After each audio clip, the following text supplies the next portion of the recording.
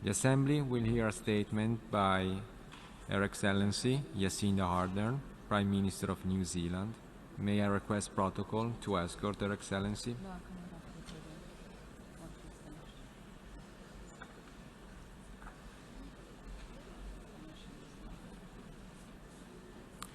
I have great pleasure in welcoming the Prime Minister of New Zealand, Her Excellency Jacinda Arden, and I invite her to address the General Assembly. E na mana nui o na whenua o te ao, tēnā koutou katoa. Nei rā te reo mihi, maiaha o Aotearoa, tēnā tātou e na kaupapa kōrero, ka arahira e tātou, me te nā kōpono, me te kautahitanga o te tangata. Madam President, Mr. Secretary-General, friends in the global community, my opening remarks were in Te Reo Māori, the language of the Indigenous people of Aotearoa, New Zealand. As is tradition, I acknowledge those who are here, why we are here, and the importance of our work. It seems a fitting place to start. I'm struck as a leader attending my first United Nations General Assembly by the power and the potential that resides here. But in New Zealand, we have always been acutely aware of that. We are a remote nation at the bottom of the South Pacific. Our nearest neighbours take 3 hours to reach by plane, and anywhere that takes less than 12 hours is considered close. I have no doubt, though, that our geographic isolation has contributed to our values. We are a self-deprecating people. We're not ones for status. We'll celebrate the local person who volunteers at their sports club as much as we will celebrate the successful entrepreneur. Our empathy and strong sense of justice is matched only by our pragmatism. We are, after all, a country made up of 2 main islands, one simply named North and the other South. For all of that, our isolation has not made us insular. In fact, our engagement with the world has helped shape who we are.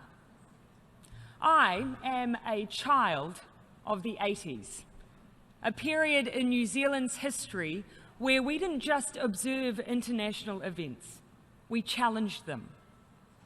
Whether it was apartheid in South Africa or nuclear testing in the Pacific, I grew up learning about my country and who we were by the way that we reacted to international events. Whether it was taking to the streets or changing our laws, we have seen ourselves as members of a community and one that we have a duty to use our voice within. I am an incredibly proud New Zealander, but much of that pride has come from being a strong and active member of our international community, not in spite of it. In the heart of that international community has been this place. Emerging from a catastrophic war, we have collectively established through convention, charters and rules a set of international norms and human rights. All of these are an acknowledgement that we are not isolated. Governments do have obligations to their people and each other, and that our actions have a global effect. In 1945, New Zealand Prime Minister Peter Fraser said that the UN Charter offered perhaps a last opportunity to work in unison, to realise the hope in the hearts of all of us for a peace that would be real, lasting, and worthy of human dignity. But none of these founding principles should be consigned to the history books. In fact, given the challenges we face today and how truly global they are in their nature and impact, the need for collective action and multilateralism has never been clearer. And yet for all of that, the debate and dialogue we hear globally is not centred on the relevance and importance of our international institutions. Instead, we find ourselves having to defend their very existence. That surely leaves us all with the question, how did we get here? And how do we get out? Now, if anything unites us politically in this place right now, it is this. Globalization has had a massive impact on our nations and the people we serve. Now, while that impact has been positive for many, for others, it has not. The transition our economies have made has often been jarring and the consequences harsh. And so, amongst unprecedented global economic growth, we have still seen a growing sense of isolation, dislocation, and a sense of insecurity and the erosion of hope. Now, as politicians and governments, we all have choices in how we respond to these challenges. We can use the environment to blame nameless, faceless other, to feed the sense of insecurity, to retreat into greater levels of isolationism, or we can acknowledge the problems we have and we can seek to fix them. In New Zealand, going it alone is not an option. Aside from our history as a trading nation, and proudly so, but even without those founding principles, there are not just questions of nationhood to consider, there are generational demands upon us too. It should hardly come as a surprise that we have seen a global trend of young people showing dissatisfaction with our political systems and calling on us to do things differently. Why wouldn't they? Where they themselves have had to adapt so rapidly to a changing world. Within a few short decades, we now have a generation who will grow up more connected than ever before. Digital transformation will determine whether the jobs they are training for will even exist in 2 decades. In education or the job market, they won't just compete with their neighbour, but their neighbouring country. This generation is a borderless one, at least in a virtual sense, one that increasingly sees themselves as global citizens. And as their reality changes, they expect that ours will too, that we'll see and understand our collective impact, and that we will change the way that we use our power. And if we're looking for an example of where the next generation is calling on us to make that change, we need look no further than climate change. 2 weeks ago, Pacific Island leaders gathered together at the Pacific Islands Forum. It was at this meeting on the small island nation of Nauru that climate change was declared to be the single biggest threat to security in the Pacific. Please just think about that for a moment. Of all of the challenges we debate and discuss, rising sea levels present the single biggest threat to our region. For those who live in the South Pacific, the impacts of climate change are not academic or even arguable. They are watching the sea levels rise, the extreme weather events increase, and the impact on their water supply and food crops. Now, we can talk all we like about the science and what it means, what temperature rises we need to limit in order to survive, but there is a grinding reality in hearing someone from a Pacific island talk about where the sea was when they were a child and the potential loss of their entire village as an adult. Our action in the wake of this global challenge remains optional, but the impact of inaction does not. Nations like Tuvalu, the Marshall Islands, or Kiribati, small countries who have contributed the least to global climate change, are and will suffer the full force of a warming planet. If my Pacific neighbours do not have the option of opting out of the effects of climate change, why should we be able to opt out of taking action to stop it? Any disintegration of multilateralism, any undermining of climate-related targets and agreements aren't interesting footnotes in geopolitical history. They are catastrophic. In New Zealand, we are determined to play our part.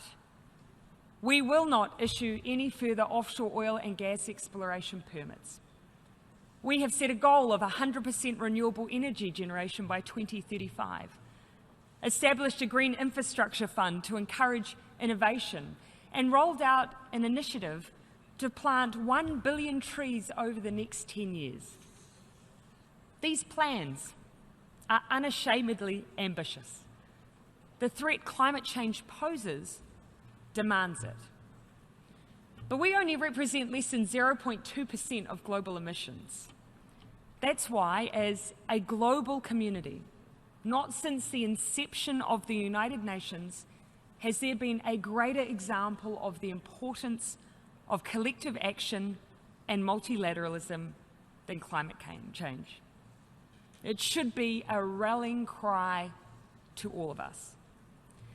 And yet there is a hesitance that we can ill afford, a calculation of personal cost, of self-interest. But this is not the only challenge where domestic self-interest is the first response, and where an international or collective approach has been diluted at best or rejected at worst. But it would be both unfair and naive to argue that retreating to our own borders and interests has meant turning our backs on a perfect system. The international institutions we have committed ourselves to have not been perfect, but they can be fixed. And that is why the challenge I wish to issue today is this: together, we must rebuild and recommit to multilateralism. We must redouble our efforts to work as a global community. We must rediscover our shared belief in the value rather than the harm of connectedness. We must demonstrate that collective international action not only works, but it is in the best interests of all of us. We must show the next generation that we are listening and that we have heard them.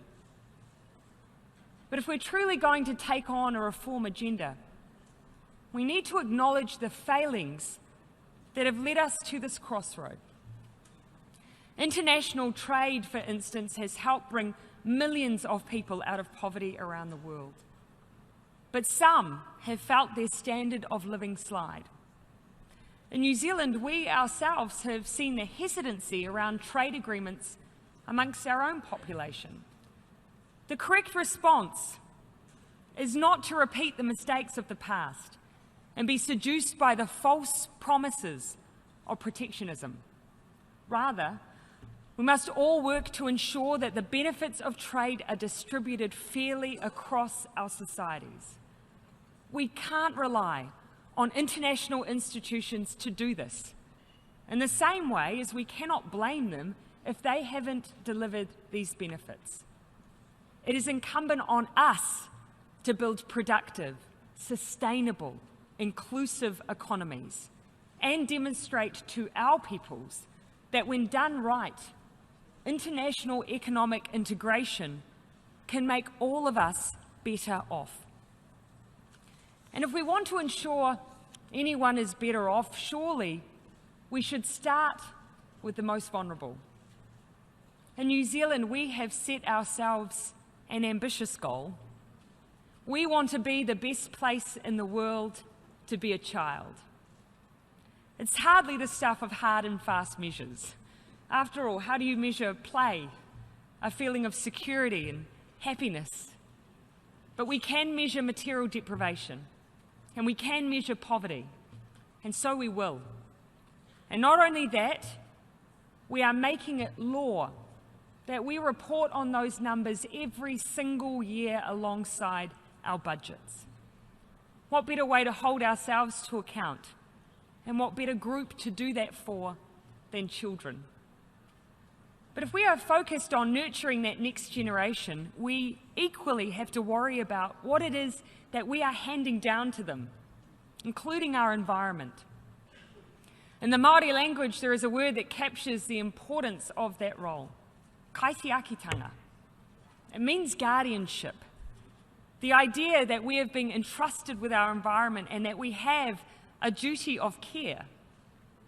For us, that has meant taking action to address degradation, like setting standards to make our rivers swimmable, reducing waste and phasing out single-use plastic bags, right through to eradicating predators and protecting our biodiversity. The race to grow our economies and increase wealth makes us all the poorer if it comes at the cost of our environment. In New Zealand, we are determined to prove that it doesn't have to be this way. But these are all actions and initiatives that we can take domestically that ease the blame and pressure on our international institutions. That doesn't mean that they don't need fixing. At the heart of the multilateral system, the United Nations must lead the way. We strongly support the Secretary-General's reform efforts to make the UN more responsive and effective, modernised, so that it is capable of dealing with today's challenges. We encourage him to be ambitious, and we stand with him in that ambition. But ultimately, it is up to us, the member states, to drive change here at the UN. This includes reforming the Security Council. If we want the Council to fulfill its purpose of maintaining international peace and security, its practices need to be updated so it is not hamstrung by the use of the veto. New thinking will also be needed if we're to achieve the vision encapsulated in the Sustainable Development Goals. In New Zealand, we have sought to embed the principles behind the SDGs in a new living standards framework that is guiding policy making and the management of our resources. And we remain absolutely committed to supporting the rollout of the SDGs alongside international partners through a significant increase in our official development assistance budget. But revitalising our international rules-based system isn't just about the mechanics of how we work together. It also means renewing our commitment to our values. The UN Charter recalls that the organisation was formed to save succeeding generations from the scourge of war, which through 2 world wars had brought untold sorrow to humanity. If we forget this history, and the principles which drove the creation of the UN, we will be doomed to repeat the mistakes of the past. In an increasingly uncertain world, it is more important than ever that we remember the core values on which the UN was built. That all people are equal. That everyone is entitled to have their dignity and human rights respected. That we must strive to promote social progress and better standards of life and larger freedom. And we must consistently hold ourselves to account on each. Amongst renewing this commitment, though, we have to acknowledge where accountability must continue. And that is especially the case when it comes to equality. So many gains have been made, each worthy of celebration. In New Zealand, we have just marked the 125th year since women were granted the right to vote. We were the first in the world to do so. As a girl, I never ever grew up believing that my gender would stand in the way of me achieving whatever I wanted in life. I am, after all, not the first, but the 3rd female Prime Minister of New Zealand. But for all of that, we still have a gender pay gap, an over-representation of women in low-paid work, and domestic violence. And we are not alone. It seems surprising that in this modern age we have to recommit ourselves to gender equality, but we do. And I, for one, will never celebrate the gains we have made for women domestically, while internationally other women and girls experience a lack of the most basic opportunities and dignity. Me Too must become We Too. We are all in this together.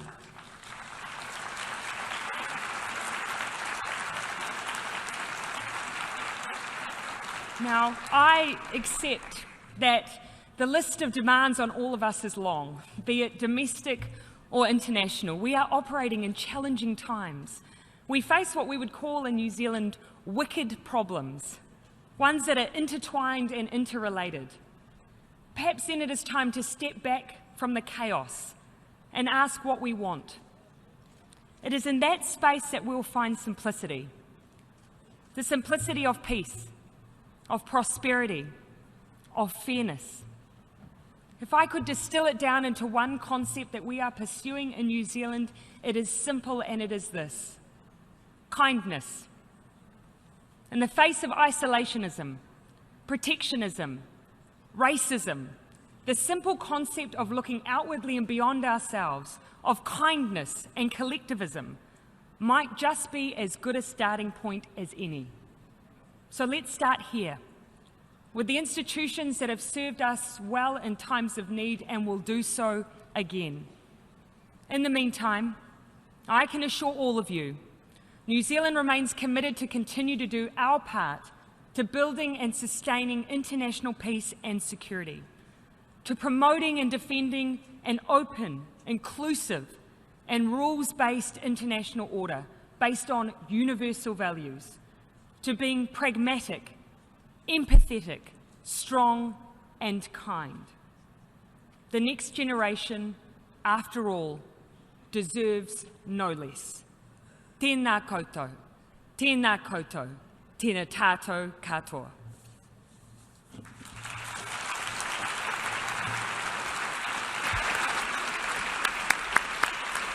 On behalf of the General Assembly, I wish to thank the Prime Minister of New Zealand for the statement just made and a request protocol to escort Her Excellency.